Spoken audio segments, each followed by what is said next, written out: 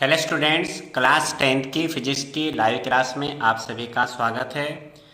और आज हम चैप्टर 4 जो आपका चल रहा है फिजिक्स में, विद्युत धारा के चुंबकीय प्रभाव, इसके हम एक्सरसाइज यानी अभ्यास के प्रश्नों के उत्तर समझेंगे, इन्हें करेंगे। एक्सरसाइज जो आपके पाठ के अंतर्गत के जो प्रश्न थे उनके उत्तर हमने कल लिखे थे, उन्हें समझा था और लगभग आज ये पाठ संभवतः समाप्त हो जाएगा। तो इसका आप अच्छी तरह से रिवीजन करना। तो पूरे आपके 21 पार्ट में ये वीडियो बनी है, आज 21 पार्ट है इसका। तो इसका आप ढंग से समझना। पुरानी जितनी भी आपने वीडियो अगर देखी हैं, जिसने पूरी क्लास अटेंड की है, तो वो खुद इस बात को महसूस कर रहा होगा कि काफ़ी कुछ उसको ये पार्ट समझ में आया है। और अगर आपने डेली इसका रिवीजन किया है तो आपको बहुत अच्छी तरह समझ में आया होगा, ऐसा मेरा विश्वास है। प्रतिदिन अभ्यास करना बहुत आवश्यक है। केवल आप वीडियो देखें और इसके बाद दोबारा कुछ भी ना पढ़ें, इसको देखें ही ना, तो मुझे नहीं लगता कि आप लोग फिर इतना अच्छी तरह समझ पाएंगे। तो ऐसी लापरवाही नहीं होनी चाहिए। इसका पुनः अभ्यास करें, अच्छे नोट्स इसके ज़रूर बनाएं। एग्ज़ाम में ये नोट्स आपकी बहुत मदद करेंगे। आपकी कम समय में ज़्यादा तैयारी हो सकती है अगर आपके नोट्स अच्छे हैं तो।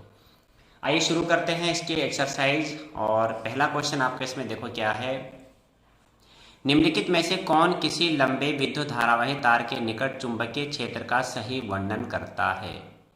ठीक, लंबे विद्युत धारावाही तार के निकट यानी सीधे धारावाही चालक के कारण उत्पन्न चुंबकीय क्षेत्र कैसा था, हमें इसमें यह पूछा गया है। तो इसमें आप ये देखिए, पहला आपको दिया है इसमें चुंबकीय जो आपके क्षेत्र की रेखाएं तार के लंबवत होती हैं। सीधा धारावाही चालक, अगर आपको ध्यान हो, मैं आपको चित्र दिखाऊंगा इसका। तो इसमें आप ये देखिए, सीधे धारावाही चालक के कारण उत्पन्न चुंबकीय क्षेत्र, सीधे धारा लंबे विद्युत धारा, लंबा मतलब सीधा है वो, ठीक है। तो अगर आपको याद हो तो ये वाला डेरिवेशन है। मैंने कहा नहीं, इतना लंबा डेरिवेशन नहीं आता है, लेकिन इस डेरिवेशन से संबंधित कुछ आपके छोटे छोटे क्वेश्चन बन के आते हैं। तो लंबा, इसको सीधा न बोल के लंबा का उसमें, तो इसके कारण जो उत्पन्न चुंबकीय क्षेत्र कई संकेंद्रीय वृत्त हैं। तो इसमें आप देखिए इसका कौन सा सही होगा। चुंबकीय क्षेत्र की संकेंद्रीय क्षेत्र रेखाओं का केंद्र तार होता है। तो इसका ये विकल्प सही है। तो इसे मैं लिखा नहीं रहा, आप खुद इसको लिख लेना किताब से, लेकिन मैं आपको समझा रहा हूँ अभी। तो इसका आपका ये वाला हो जाएगा। ठीक, यानी इसमें क्या पूछा गया आपसे, जो सीधे आपका क्या था, चालक के विद्युत धारा प्रवाहित होने के कारण चुंबकीय सीधे लंबे, यहाँ पे लंबा बोला गया उसको, बात एक ही। दूसरा जो आपका क्वेश्चन है, विद्युत चुंबकीय प्रेरण की परिघटना। विद्युत चुंबकीय प्रेरण आपने समझा है बहुत अच्छे तरीके से, तो एक एक करके मैं सभी पढ़ रहा हूँ इसमें। वैसे है क्या आपका ये, देखो विद्युत चुंबकीय प्रेरण हुआ कब था, कब उसमें, मतलब इसका ये है कि धारा प्रवाहित हुई कब थी। तो अगर आपको ध्यान हो, ये मैं फिर आपको चित्र दिखा रहा हूँ, आपको शायद कुछ बातें याद आ जाएंगी। विद्युत चुंबकीय प्रेरण का मतलब है कि इसमें धारा प्रवाहित कब हुई थी, यानी इस धारामापी में विक्षेप कब आया था, जब हमने कुंडली या चुंबक किसी एक को गति कराई थी। तो इसमें क्या था, धारामापी में एक क्षणिक विक्षेप आया था। तो धारामापी में क्षणिक विक्षेप का मतलब इसमें धारा प्रवाहित हुई थी। और धारा प्रवाहित का मतलब ये हुआ कि विद्युत चुंबकीय प्रेरण की परिघटना हुई है। तो किस कारण से, मेन कारण है, देखो मेन कारण तो चुंबकीय फ्लक्स में परिवर्तन है, लेकिन चुंबकीय फ्लक्स में परिवर्तन हो कब रहा है, जब आप इसे गति करा रहे हैं। अगर आप इसे स्थिर रखेंगे तो चुंबकीय फ्लक्स में कोई परिवर्तन नहीं होगा, यानी जितनी बर्फ रेखाएं इससे गुजर रही हैं उतनी ही गुजरेंगे, उनमें न कमी होगी न उनमें वृद्धि होगी। तो मेन कारण क्या है, चुंबक या कुंडली की आपेक्षिक गति, किसी एक को गति करानी पड़ेगी। ये सारा मैंने समझाया था, आपको ध्यान होगा। नहीं देखिए वीडियो तो आप देख लेना, आपको समझ में आ जाएगा। इसका कौन सा सही, विद्युत चुंबकीय प्रेरण की परिघटना आपका हो गया सी वाला। कुंडली तथा चुंबक के बीच आपेक्षिक गति के कारण कुंडली में प्रेरित विद्युत धारा उत्पन्न करना है। तो कब हुई थी धारा उत्पन्न, जब कुंडली और चुंबक के बीच आपेक्षिक मतलब किसी एक को गति कराना, दोनों को नहीं। ठीक, तीसरा आपका क्या, विद्युत धारा उत्पन्न करने की युक्ति को कहते हैं। तो धारा उत्पन्न जो होती है वो जनरेटर से होती है। ठीक है, जनरेटर। गैल्वेनोमीटर क्या बताता है, किसी भी परिपथ में धारा की उपस्थिति को बताता है। एमीटर क्या बताता है, धारा की माप, कितने एम्पियर की धारा बह रही। ये धारा की उपस्थिति बताता है, ये धारा के माप बताता है, कितने एम्पीयर की धारा। और मोटर आप जानते हैं, मोटर क्या होता है, मोटर से हम यांत्रिक कार्य लेते हैं। यांत्रिक कार्य मैंने आपको बताया था, मोटर से आप जैसे मिक्सी से आप मसाला पीसते हैं, और आटा चक्की, पंखा चलता है, यांत्रिक ऊर्जा सारी है, ठीक है। चौथा आपका है किसी एसी जनरेटर तथा डीसी जनरेटर में एक मूलभूत अंतर। ये कई बार मैं आपको बता चुका हूँ। एसी जनरेटर मतलब प्रत्यावर्ती धारा डायनमो या प्रत्यावर्ती धारा जनित्र। डीसी जनित्र दिष्ट धारा डायनमो या दिष्ट धारा जनित्र में एक अंतर क्या है, तो मेन एक ही अंतर है। इसमें क्या होता है आपका, एसी जनित्र में सर्पी वलय होते हैं, डीसी जनित्र में देखो आप शुद्ध हिंदी लिखिए दिक् परिवर्तक। तो दिक् परिवर्तक को ही कहा जाता है विभक्त वलय। तो यहाँ पे एक नया वर्ड आया है, थोड़ा आप कंफ्यूजन कर जाएंगे। द्विक परिवर्तक अभी तक आपने सुना नहीं था, पर इसलिए मैं कहता हूँ कि एक ही कोई भी एक जिसका नाम है उसको कई नामों से पुकारा जाता है। जैसे विभक्त वलय को द्विक परिवर्तक भी कहते हैं, तो ये आपको पता रहना चाहिए, द्विक परिवर्तक भी है इसका, ठीक है। इसके बाद लघु पथन। तो लघु पथन में क्या होता है, न्यूट्रल और फेज तार जुड़ जाते हैं आपस में, और परिपथ में धारा का मान बहुत अधिक बढ़ जाता है, प्रतिरोध बहुत कम हो जाता है। तो इसका ये वाला सही होगा, बहुत अधिक बढ़ जाता है धारा का मान। तो ये मैंने बताया था, आपको ध्यान होगा इस बात का।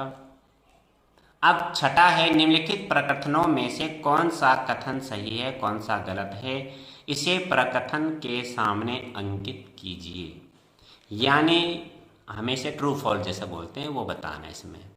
तो आप देखिए, विद्युत मोटर यांत्रिक ऊर्जा को विद्युत ऊर्जा में बदलता है। विद्युत मोटर को यांत्रिक में नहीं बदलता है ये। विद्युत मोटर यांत्रिक मैंने उसको घुमाया जाता है और तब हमें बिजली मिलती है, तो ये तो गलत है। विद्युत मोटर में तो आप बिजली देते हो और आपको यांत्रिक कार्य मिलता है, तो ये गलत। दूसरा देखो, विद्युत जनित्र विद्युत चुंबकीय प्रेरण के सिद्धांत पर कार्य करता है, बिल्कुल सही। जनरेटर का सिद्धांत बिल्कुल वही है जो विद्युत चुंबकीय प्रेरण का सिद्धांत है, उसी सिद्धांत पे वो कार्य करता है, सत्य है ये। पहला सत्य, दूसरा सत्य। तीसरा देखो, किसी लंबे वृत्ताकार विद्युत धारावाही कुंडली के केंद्र पर चुंबकीय क्षेत्र समांतर सीधी क्षेत्र रेखाएं होती हैं। किसी लंबी विद्युत धारावाही, आप इसे समझे जरा ढंग से, मैं आपको चित्र भी दिखा दूंगा इसका। लंबे वृत्ताकार विद्युत धारा, वृत्ताकार में जो हमारा आया था डेरिवेशन, बंद वृत्ताकार पाश के कारण, यानी इसमें यह वाला था, अगर आपको चित्र देख के याद आ जाएगा। वृत्ताकार ये तो हुआ, पाश मैंने बंद। इसके केंद्र पर चुंबकीय क्षेत्र कह रहा, केंद्र पे जो रेखा चुंबकीय क्षेत्र था वो एक सरल रेखा थी, और इस रेखा के दोनों ओर जो चुंबकीय क्षेत्र थे, ऊपर और नीचे आप देख रहे हैं, कई संकेंद्रीय वृत्तों जैसी संरचनाएं प्राप्त होती हैं चुंबकीय क्षेत्र की इस रेखा के दोनों ओर, ठीक। तो इसमें आपका यही था। तो किसी लंबी वृत्ताकार विद्युत धारावाही कुंडली के केंद्र पर चुंबकीय क्षेत्र समांतर सीधी क्षेत्र रेखा होती है, तो केंद्र में तो सीधी रेखा होती है, सत्य है।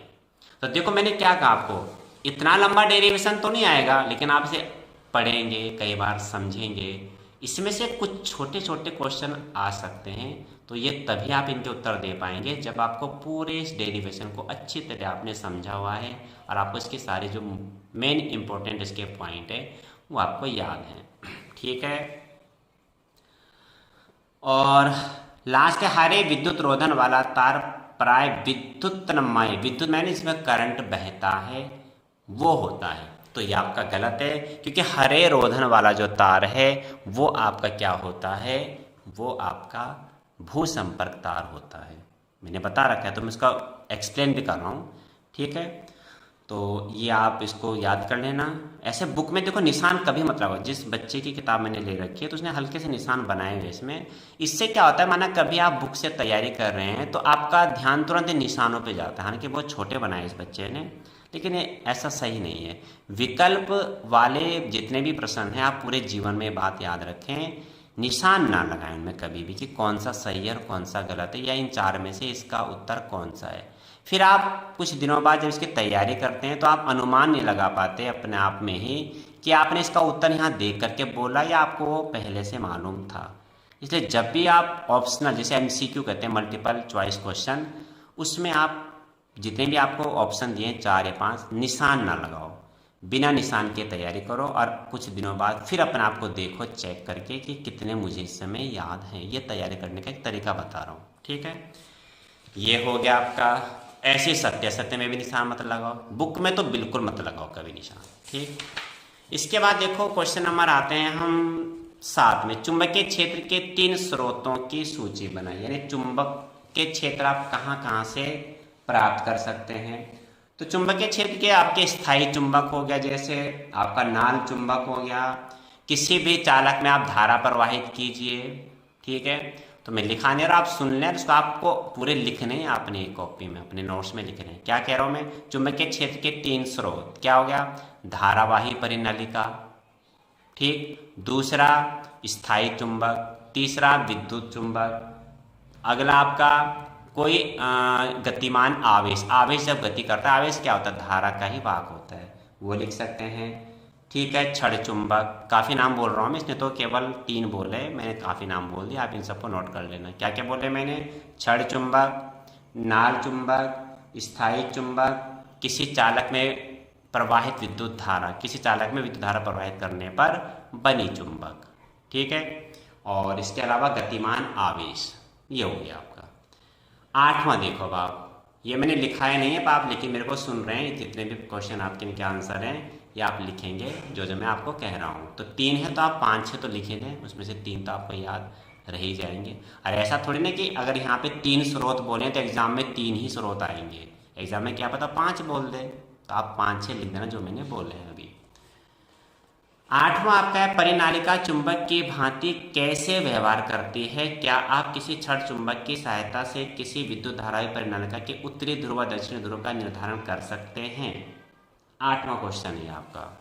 तो 8वें में आप देखिए, थोड़ा सा करा देता हूँ मैं, आप सोचना पूरी एक्सरसाइज आपकी कंप्लीट हो जाए तो आपको जो फिजिक्स है वो पूरी कंप्लीट हो जाएगी, ठीक। परिनालिका चुंबक की भांति कैसे व्यवहार करती है, तो इसमें पहले मैं समझा देता हूँ। परिनालिका चुंबक की भांति व्यवहार इस प्रकार से करती है कि परिनालिका का एक सिरा उत्तरी ध्रुव बन जाता है और एक सिरा दक्षिणी ध्रुव बन जाता है। ये कैसे पता चलता है, परिनालिका को आप स्वतंत्रता पूर्वक लटका दीजिए, तो इसको आप स्वतंत्रता पूर्वक लटकाएंगे तो इसका एक सिरा उत्तर की ओर और एक सिरा दक्षिण की ओर रुकता है, और ये बिल्कुल चुंबक का ही गुण है। दूसरा, जब आप क्षण चुंबक को इसके समीप लाएंगे और पहले तो इसमें आप इसका ध्रुव निर्धारित कर देंगे, चलो इसको लिखा दे रहा हूँ मैं, आप इसको समझ जाएंगे। अब ये बड़े क्वेश्चन है, तो हालांकि पहले ये हो चुका है, ऐसा नया तो नहीं है, लेकिन फिर भी आप थोड़ा बहुत समझ जाएंगे उसको। तो मैं 8 से लिखा रहा हूँ आपको, है, इसको देखना आप जरा। तो इसमें क्या, धारावाही परिनालिका चुंबक की भांति कैसे व्यवहार करती है, तो हम क्या लिखेंगे, धारावाही परिनालिका का चुंबक की भांति व्यवहार, परिनालिका का चुंबक की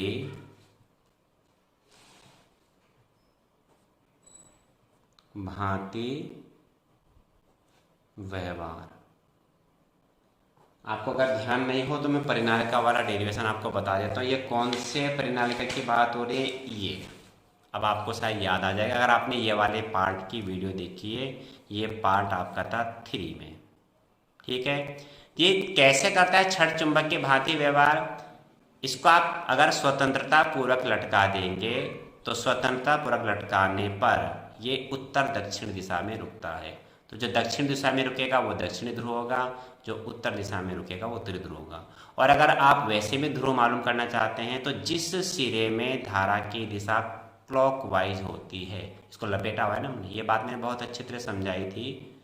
जिस सिरे में, ये देखो इसमें धारा जो तार लपेट रखा है वो क्लॉकवाइज डायरेक्शन में इसमें धारा बह रही है, यानी एस दक्षिणी ध्रुव हो जाएगा, और इसमें एंटी क्लॉकवाइज आएगा तो ये उत्तरी ध्रुव हो जाएगा, ठीक। चुंबकीय क्षेत्र अगर इसका आप देखना चाहते हैं तो किसी भी तरीके से कंपास से अगर आप बल रेखाएं खींच सकते हैं तो बिल्कुल क्षण चुंबक की भांति इसमें क्या होगा, चुंबक के बल रेखाएं आपको प्राप्त होंगी। यदि हम दिक् सूचक की नोक की सुई में आगे बढ़ते हुए इस तरीके से इसका चुंबक की बल रेखाओं को खींचे, ठीक। ये था आपका व्यवहार करती है धारावाही परिनालिका का चुंबक की भांति व्यवहार। क्या क्या व्यवहार है, फर्स्ट इसमें क्या है, धारावाही परिनालिका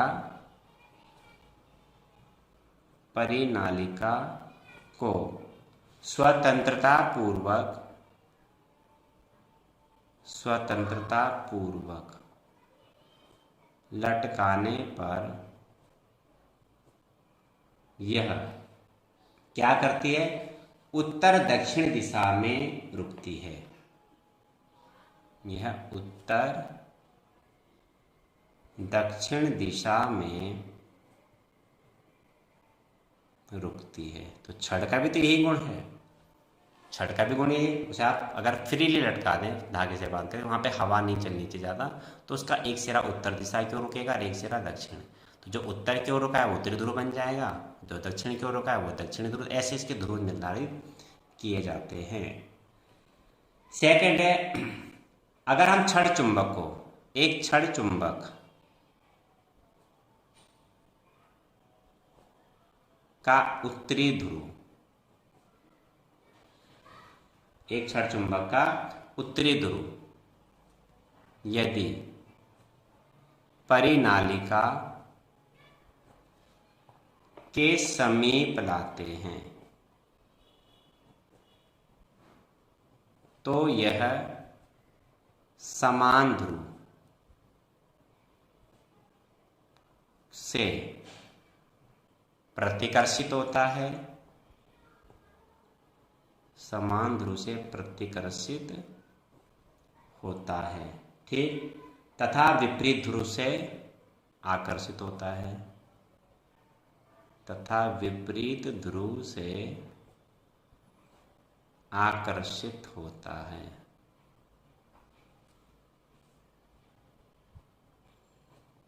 इसका मतलब आप समझें, आपको पता चल रहा होगा, वैसे कोई नई बात नहीं है। यानी आपने परिनालिका तैयार कर ली। अब आप एक चुंबक का एन सिरा लाए, चुंबक कभी दूर रखिए तो आपको मैं दिखा देता। आप एन सिरा पास लाए, कोई बड़ी बात नहीं, आप वैसे भी समझ जाएंगे बिना चुंबक के भी। आप एन इसके पास ला रहे हैं और ये एस है, तो इसके ओर आकर्षित हो जाएगा, इस पर चिपक जाएगा तुरंत ये।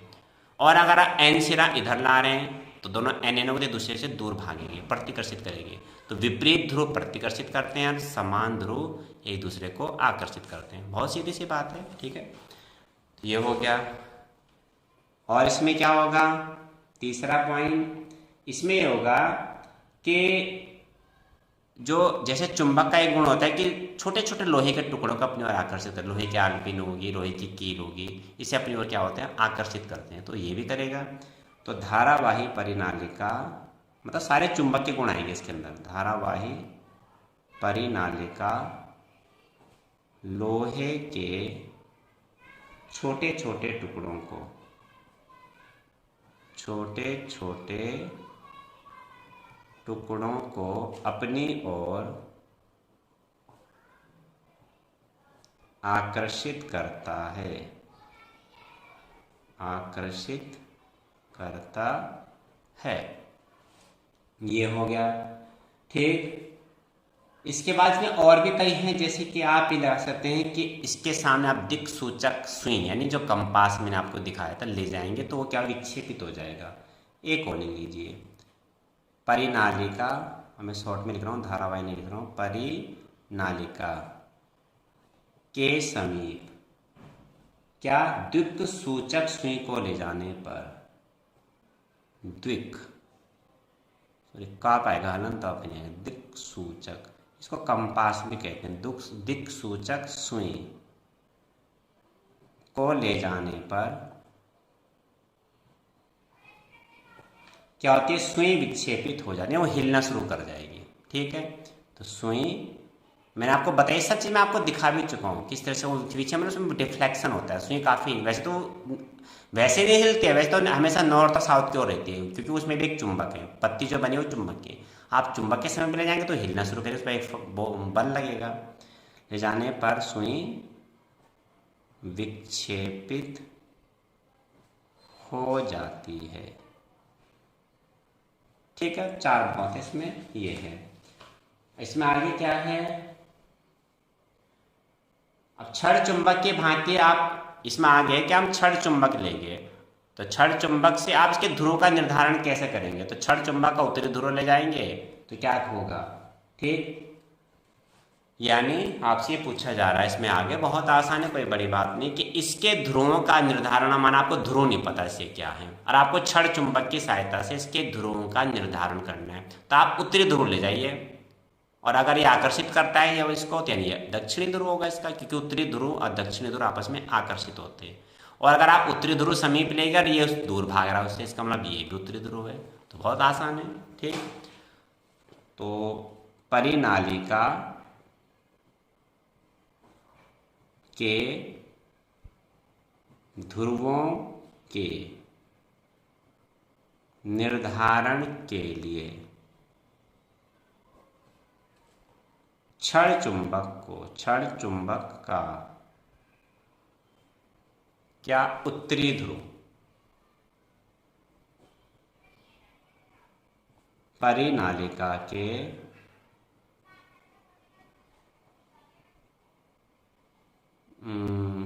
एक सिरे के समीप ले जाते हैं। बहुत आसान है, कुछ समझ में आ रहा है तो आप खुद भी ये चीज़ें लिख सकते हैं, कोई ऐसे बहुत बड़ी बात नहीं कि आपको समझ में आई नहीं कि क्या लिखा जा रहा है। पर थोड़ा कि आपको पिछले बैग्स के जो बेसिक चीज़ें हैं, जो पार्ट में आप खास चीज़ें आपको समझ में आ रहा है कि आपने अगर सब चीज़ें देखी, क्लास अटेंड की है आपने। तो क्या रहेंगे, उत्तरी ध्रुव परिनालिका के सिरे के समीप ले जाते हैं यदि यह सिरा चुंबक की ओर आकर्षित होता है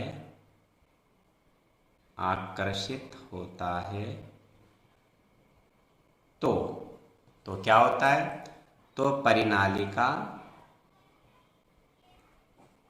का यह सिरा क्या होगा भाई, चुंबक की ओर आकर्षित हुआ, चुंबक का सिरा एन था तो वो एस होगा, एन और आपस में क्या होते हैं, मिलते हैं, तो परिनालिका का यह सिरा दक्षिणी ध्रुव होगा,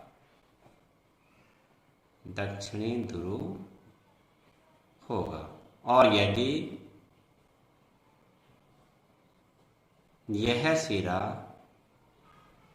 प्रतिकर्षित होता है तो परिनालिका का यह सिरा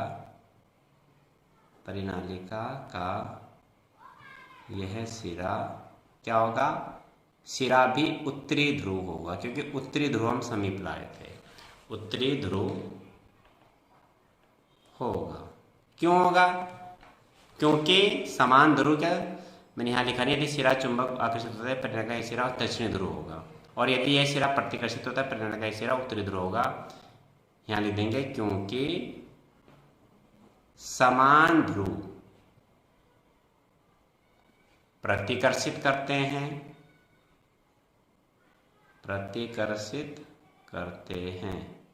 तथा विपरीत ध्रुव आकर्षित करते हैं। गलत लिखा गया मेरे से, आकर्षित ये आएगा, आकर्षित करते हैं। तो लिखने में काफ़ी लंबा आ जाता है, लेकिन समझने के लिए बहुत छोटी बात है, कोई ऐसा बड़ा नहीं है। नहीं भी समझ में आया तो मैं बार फिर बता देता हूँ, अगर जिसको नहीं आ रहा समझ में। मैंने आपको क्या कहा, ये भी एक चुंबक बन गया, तो चुंबक बन गया तो इसका एक एन पोल होगा, एक एस पोल होगा। अब हमें देख के, हाँ तो मैंने लिखा हुआ, लेकिन हमें देख के थोड़ी पता चलेगा कौन सा एन पोल है, क्या कौन सा एस पोल है।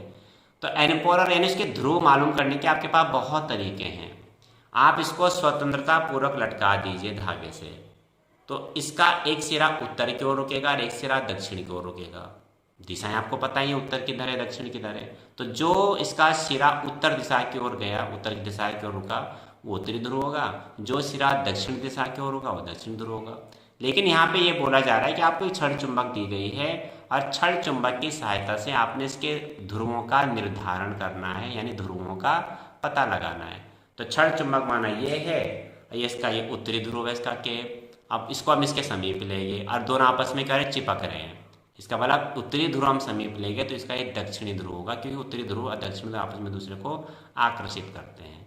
और अगर हम इसका उत्तरी ध्रुव समीप लेंगे और ये प्रतिकर्षित हो रहे हैं, दूर भाग रहा है इससे, इसका मतलब ये भी इसका उत्तरी ध्रुव होगा, क्योंकि समान ध्रुव प्रतिकर्षित होते हैं, विपरीत ध्रुव आकर्षित होते हैं। ये मैंने आपको दिखा भी दिया था एक बार प्रैक्टिकल में, ठीक है।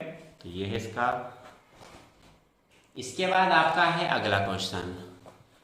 अगला क्या है, देखो 9वां है, किसी चुंबकीय क्षेत्र में स्थित विद्युत धारावाही चालक पर आरोपित बल कब अधिकतम होता है। थोड़ा सा समझना आप जरा। किसी चुंबकीय क्षेत्र में, यानी चुंबकीय क्षेत्र में एक धारावाही चालक है, तो आप ध्यान रखना चुंबकीय क्षेत्र पहले से है और एक चालक में धारा प्रवाहित की जा रही है, तो वो चालक भी चुंबक ही बन गए, यानी दो चुंबक हो गए। और जब दो चुंबक समीप होते हैं तो एक दूसरे पर या तो आकर्षण बल लगाते हैं या प्रतिकर्षण बल लगाते हैं। वह बल, अब बल वो कैसा भी हो सकता है, आकर्षण बल भी हो सकता है और प्रतिकर्षण बल भी हो सकता है। यहाँ से ये मतलब नहीं है, केवल ये पूछा जा रहा है कि वो अधिकतम कब होता है।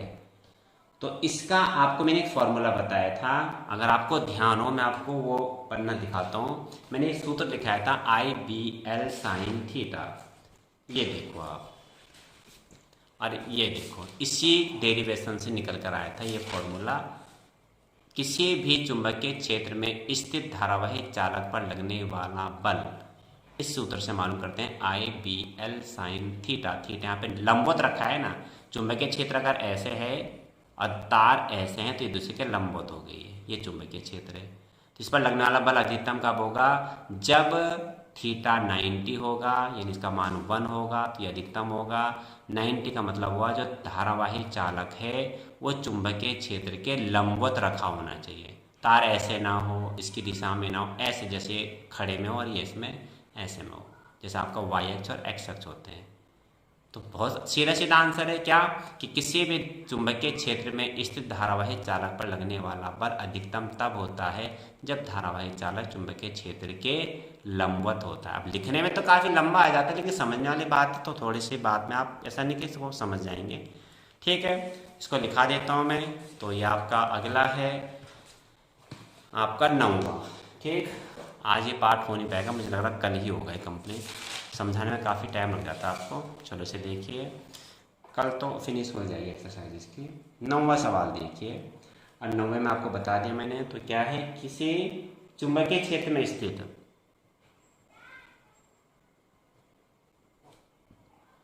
चुंबकीय क्षेत्र में स्थित धारावाही चालक पर, चुंबकीय क्षेत्र में स्थित धारा, देखो चुंबकीय क्षेत्र पहले से है और धारावाही चालक भी एक चुंबक बन गया। आप ये समझना, पहले दो चुंबक नजदीक आपस में लाएंगे तो एक दूसरे का बल जरूर लगेगा। धारावाही चालक पर लगने वाला बल, लगने वाला आरोपित बल कह दो या बल कह दो, वहां पर आरोपित लिखा है, आरोपित बल अधिकतम तब होता है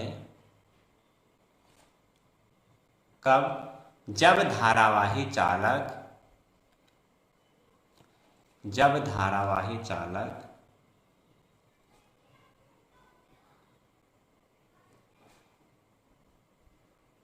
क्या, चुंबकीय क्षेत्र के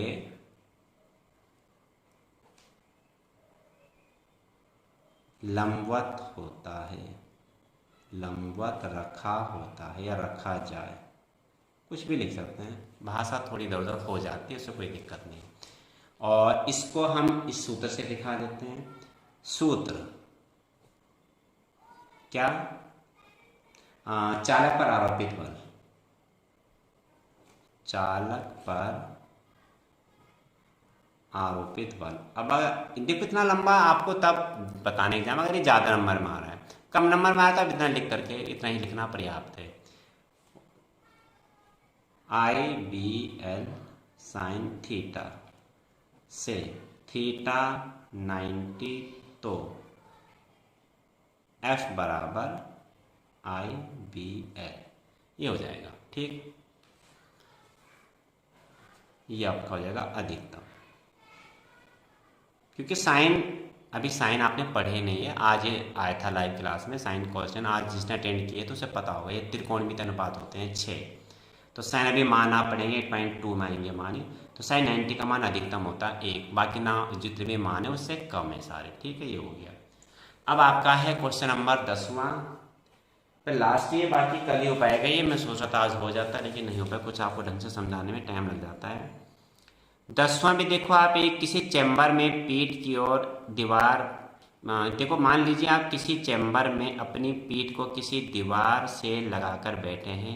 कोई इलेक्ट्रॉन पुंज आपकी पीछे की दीवार से सामने वाले दीवार की ओर क्षैतिज गमन करते हुए किसी प्रबल चुंबकीय क्षेत्र द्वारा आपके दाईं ओर विक्षेपित हो जाता है। चुंबकीय क्षेत्र की दिशा क्या है आपका, क्या इसमें क्या इलेक्ट्रॉन पुंज निकल रहे हैं। तो आप ये ध्यान रखना कि इलेक्ट्रॉन की दिशा के विपरीत धारा की दिशा होती है। कल बताया था बात मैंने, इलेक्ट्रॉन जिस दिशा में गति कर रहे हैं उसके विपरीत दिशा में धारा की दिशा हम लेते हैं। ठीक है, अब इसमें क्या होगा, पढ़ने में बड़ा लंबा लग रहा है क्वेश्चन, है कुछ नहीं, लास्ट है, आज हो नहीं पाया, कल होगा पार्ट आपका कंप्लीट। अब मैं आपको ज़्यादा कुछ मैं दिखा नहीं पाऊंगा क्योंकि इतना कैमरे में चीज़ें आएंगी नहीं। मैं हल्का सा आपको ऐसे बता देता हूँ कि आप किसी कमरे में बैठे हैं और पीछे दीवार से आपने क्या लगा रखी है, पीठ लगा रखी है अपनी।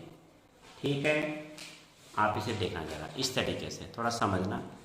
आप ये देखिए इस तरीके से आप ये बैठे हैं दीवार पे। ठीक, यहाँ पे आपने पीठ लगा रखी है, आप ऐसे बैठे हुए, ये मान लो यहाँ से इलेक्ट्रॉन पुंज निकल रहे हैं। दीवार, जिस दीवार से आपने पीठ लगा रखी है, आप पीठ लगा करके बैठे हैं, ये इलेक्ट्रॉन पुंज निकल रहे हैं। और ये इलेक्ट्रॉन पुंज क्या है, ये आपके जो निकल रहे हैं सामने, और ये सवाल में क्या लिखा है, सामने दीवार की ओर जा रहे इस तरह से। ठीक, लेकिन ये क्या हो गया आपके दाहिनी ओर। अब हम माना ऐसे बैठे हैं, मैं ये बैठा हूँ, ये मेरा दाहिना हाथ है ये वाला, और इलेक्ट्रॉन पुंज इधर को मुड़ गए, हमारे दाईं ओर मुड़ गए। इलेक्ट्रॉन इधर को जा रहे हैं, इलेक्ट्रॉन की गति अब इधर को होगी, ये जो मैंने एरो बना रखा है। तो धारा की दिशा किधर को होगी, ऊपर को होगी। हमेशा इलेक्ट्रॉन की गति की विपरीत दिशा में धारा की दिशा ली जाती है, या हम ऐसा कह सकते हैं कि धन आवेश, तो इलेक्ट्रॉन अगर इधर को जा रहे हैं तो धन आवेश इसकी विपरीत दिशा में जाएंगे ऊपर को। ठीक, तो धन आवेश इधर को जाने, धारा की दिशा ये है, ये। ठीक, अब धारा की दिशा ये, हमें चुंबकीय क्षेत्र की दिशा बतानी है। ठीक, तो चुंबकीय क्षेत्र की दिशा देखो क्या होगी, इसमें हमने चालक ये पकड़ना है। अब चुंबकीय क्षेत्र धारा की दिशा ये, जैसे पेन आप इसकी जो आप नोक देख रहे हैं, ये धारा की दिशा है, अंगूठा धारा की दिशा में रखना है और इस तरीके से इसको पकड़ना है। तो उंगलियां मुड़ करके ये जा रही है नीचे। ठीक, तो अब कंप्लीट अगर मैं पूरी तरह से इसको एक्सप्लेन करूं तो इस तार के, यानी इस तार तो नहीं फिलहाल पर एक मान सकते हैं, ऐसे इलेक्ट्रॉन इधर, इलेक्ट्रॉन ऐसे जा रहे हैं और धारा ऐसे जा रही है, इलेक्ट्रॉन ऐसे जा रहे हैं, धारा ऐसे जा रही है। तो धारा की दिशा में अंगूठा रखा, तो इसके इधर जो उसके आपकी चुंबकीय क्षेत्र की दिशा है, ये देखो नीचे को गई उंगलियां और ये मुड़ के आ रही है। तो धारा की दिशा, आप इधर तो आप बैठे हो ना, तो हम इधर वाली दिशा को बताएंगे, नीचे की ओर होगी। इस तरह से उंगलियां गई और इस तरह से ऊपर को आई, तो इसके इधर चुंबकीय क्षेत्र की दिशा तल के लंबवत नीचे की ओर, और इसके इधर तल के लंबवत ऊपर की ओर। तो इस तरह से व्याख्यान करेंगे, लेकिन इधर हम बैठे तो हम यारी दिशा नहीं बताएंगे, हम ये बताएंगे नीचे की ओर ये गई। क्या होगा, नीचे की ओर, तल के लंबवत नीचे की ओर होगी।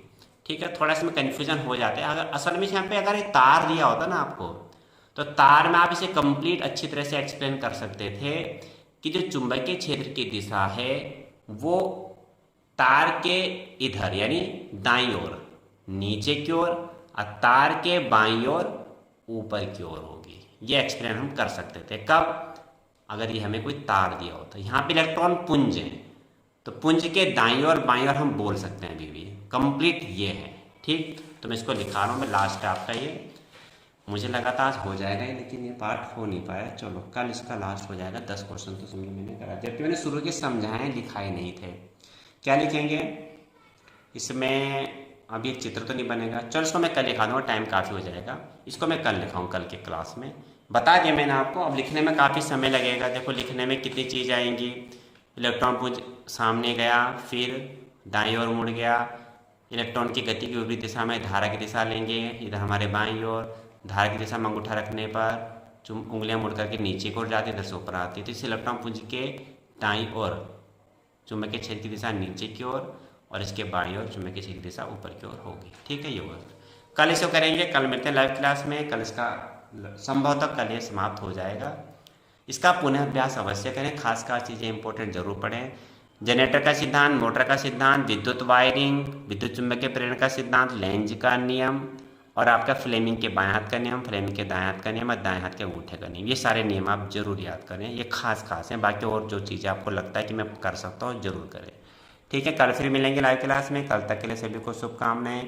सभी विषयों पर ध्यान दें, अपना टाइम टेबल निर्धारित कर लें, प्रातः जल्दी उठ करके याद करने के विषय कंप्लीट